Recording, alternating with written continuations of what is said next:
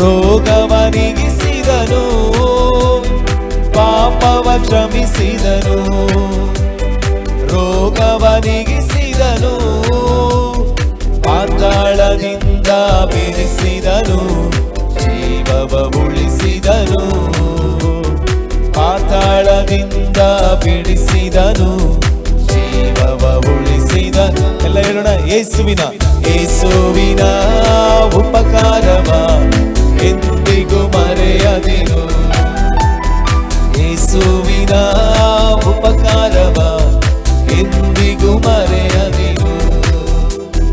ನನ್ಮನವೇ ಕೊಂಡಾಡು ಪೂರ್ಣ ಹೃದಯದಿಂದ, ನನ್ಮನವೇ ಕೊಂಡಾಡು ಪೂರ್ಣ ಹೃದಯದಿಂದ.